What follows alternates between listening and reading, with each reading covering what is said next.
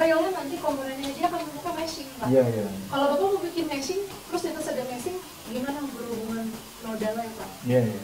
Kecuali Bapak bikin solid sama solid gitu, atau misalnya balok sama balok gitu ya, bisa dihubungkan, jadi seakan-akan ada dua balok.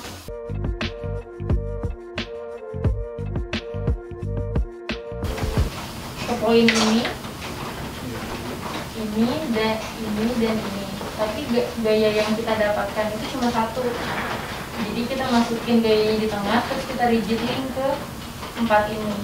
Jadi seakan-akan kan kita nggak bisa bikin mesin kakinya ada 4. Kadang ada yang langsung kita bagi aja deh, kita bagi adil, terus kasih gaya di sini seperempatnya gitu.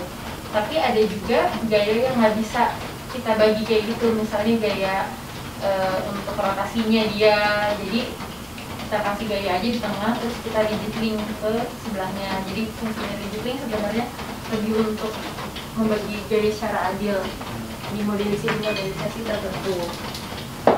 Yang rigid itu kemana sih? Yang di bawah. Ini rigid link. Karena defaultnya robot nggak checklist ini. Nah, ini kita checklist untuk kasus-kasus seperti ini aja.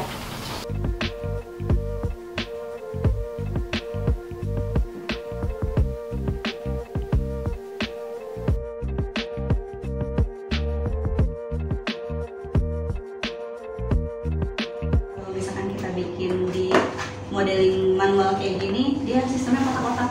Jadi kalau lengkungan-lengkungan agak ribet bikinnya, nggak presisi. Jadi kita harus meshing dulu. Makanya di sini ada meshing inside. Jadi kita bikin modeling yang aneh-aneh dulu gitu. Yes. Tapi kan dulu nanti kan hasil aku kan akan jadi itu sama kayak lamanya kan. Itu nggak apa-apa tuh join gitu. Dari sebelumnya arsitektur, tapi nanti si langkah bajunya itu struktural kan. Nanti ya akan ketemu. Iya bisa. Nanti bisa di link grafik namanya. Jadi disiplin arsitek nanti kita elaborasi sama si strukturnya.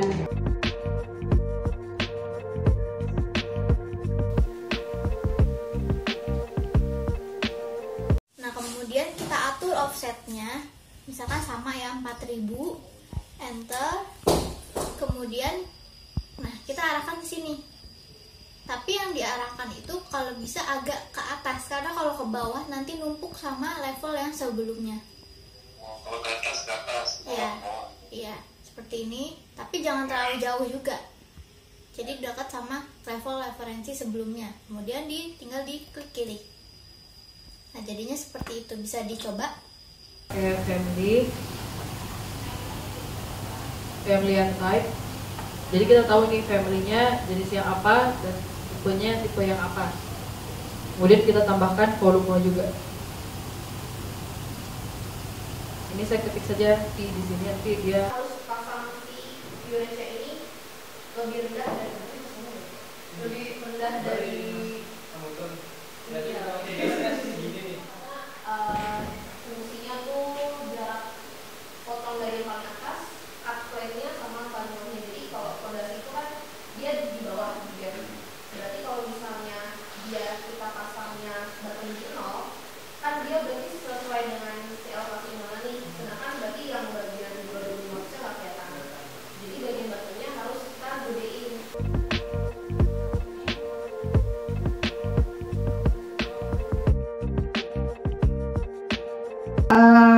For this project, I want to try to use concrete column. As you can see, there are only three types of the concrete column. Also, Mustafa, have you tried to create new types for families in Revit? Oh yeah. Oh yeah. Okay. I need 500 to 600. I want to ask. I mean, how do you read the size of the columns? 400 X ya, X. Okay. X. Okay, let's just read it as X then. Ini bisa bermanfaat. Semoga lancar semua proses belajarnya, ya semangat terus ya. Saya pribadi mohon maaf kalau misalnya ada kesalahan baik dalam skala atau semoga kita ketemu lagi ya Bapak Mas Mbaknya, semangat.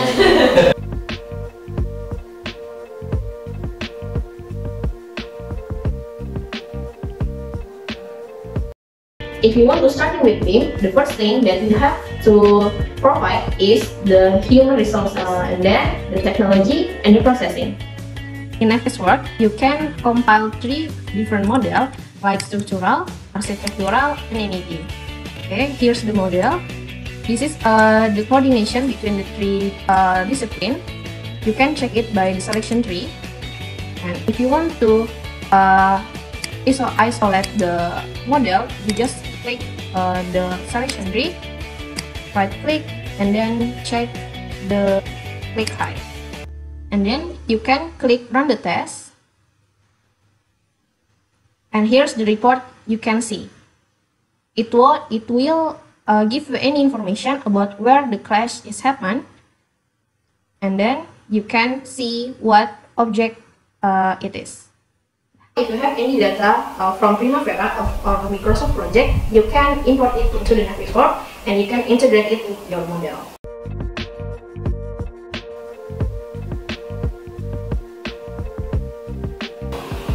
No, pasti pakai pasti ya. Ya, bukan semuanya. 20 sampai 15.